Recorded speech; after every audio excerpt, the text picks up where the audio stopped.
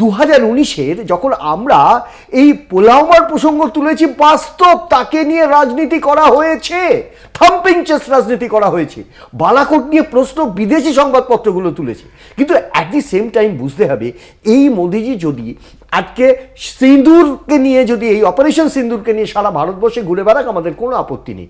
কিন্তু দেশের জন্য কথাটা বলুন। উনি তৃণমূলকে অ্যাটাক করবেন, উনি কংগ্রেসকে অ্যাটাক করবেন, উনি অন্য আঞ্চলিক দলকে অ্যাটাক করবেন, আর আমাদের অবলিগেশনে থাকতে হবে শুধু দেশের সাথে ওনার বিরুদ্ধে কথা বলা যাবে না। আমি একটা, আপনারা কোন ন্যারেটিভ সেট করছেন? আপনারা কাউন্টার করুন না, আপনারা ন্যারেটিভ সেট করুন না। কেউ তো তাতে বাদ দিচ্ছে। আমি বলছি কেউ ন্যারেটিভ, দেখো ন্যারেটিভ সেট হয়। ন্যারেটিভ কিভাবে সেট হয় জানো? পার্লামেন্টের বিশেষ অধিবেশনটা ডাকছেন না কেন? এই ন্যারেটিভটা সেট করার থেকে বিরত থাকবার জন্য তো। He has to answer the questions in the parliament.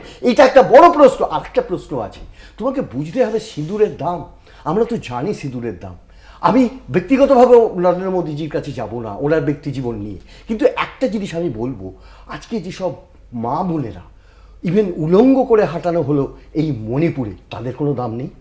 আর সেই দামের কাছে সংক্ষেপে মনিদা, হ্যাঁ, যেটা প্রথম বিষয় হচ্ছে যে কেন, যেটা বিরোধীরা তৈরি করছে, প্রশ্ন করতেই পারে গণতন্ত্রে, যে কেন এদেরকে ধরা হচ্ছে না, যে 4 জন টেররিস্ট, এটা বিরোধীদের প্রশ্ন। দেখুন, আমরা সাব শুটার আর গ্যাং লিডার দুটো আলাদা জিনিস।